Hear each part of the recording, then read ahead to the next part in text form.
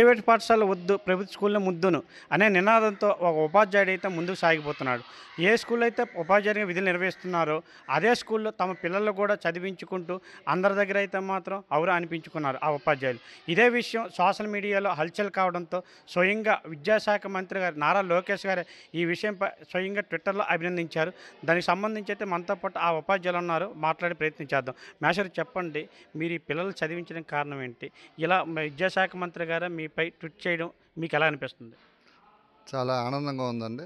నేను మొదటి నుంచి కూడా మా పిల్లల్ని ప్రభుత్వ అంగన్వాడీలోనే చదివించాను. తర్వాత కూడా మా పిల్లలిద్దరిని కూడా ప్రభుత్వ పాఠశాలలోనే చదివిస్తున్నాను. తదుపరి కూడా ప్రభుత్వ పాఠశాలలోనే మా పిల్లల్ని చదివిస్తాం. ఇక్కడ ప్రభుత్వ పాఠశాలల్లో నిష్ణాతులైన అనుభవజ్ఞులైన ఉపాధ్యాయులు ఉన్నారు. అలాగే ప్రభుత్వాలు కూడా పాఠశాలలకు అన్ని వసతులు కల్పిస్తున్నాయి. కాబట్టి మంచి వాతావరణంలో విద్యార్థులు చదువు నేర్చుకోవడానికి ఇక్కడ మంచి అవకాశం ఉంటుందనే సదుద్దేశంతో మా పిల్లల్ని ఇక్కడ చదివించడం జరుగుతూ ఉంది. ఇదే విషయంపై మీకు ఇలా మంత్రి గారు ట్వీట్ చేయడం, మిగతా ఉపాధ్యాయులు అందరూ మీకేనా ఎలా మాట్లాడుకుంటారు? ఈ విషయం సామాజిక మాధ్యమాల్లో మా గౌరవనీయులు విద్యాశాఖ మంత్రి గారు నారా లోకేష్ గారికి తెలియడంతో తన సొంత ట్విట్టర్ ఖాతాలో నన్ను అభినందిస్తూ మంత్రి గారు పోస్ట్ చేయడం జరిగింది. మరి వారికి ప్రత్యేక ధన్యవాదాలు తెలియజేసుకుంటున్నాం. అలాగే చాలామంది ఉపాధ్యాయులు ఈ విషయాన్ని తెలుసుకొని నాకు ప్రత్యేకంగా ఫోన్లు చేసి అభినందనలు తెలియజేయడం చాలా ఆనందంగా ఉంది.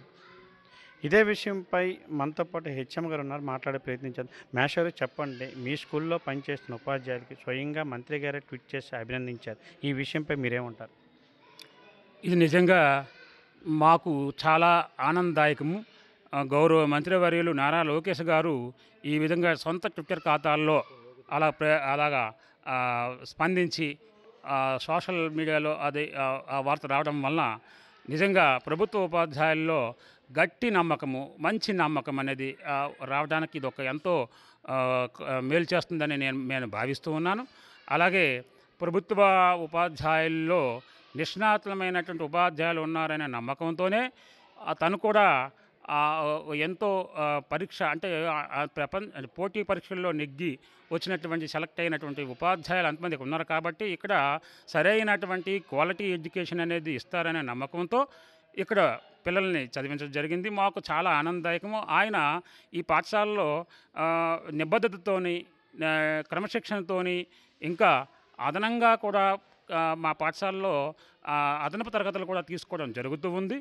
ఈ విధంగా మాకు అతన్ని అభినందించడం వల్ల నిజంగా మా ప్రభుత్వ మంత్రివర్యులు గారు ఈ విధంగా స్పందించి చేయడం వల్ల మాకు ఇంకా ఎంతో ఆనందదాయకం ఉంది. ఇది చాలా అభినందనీయము.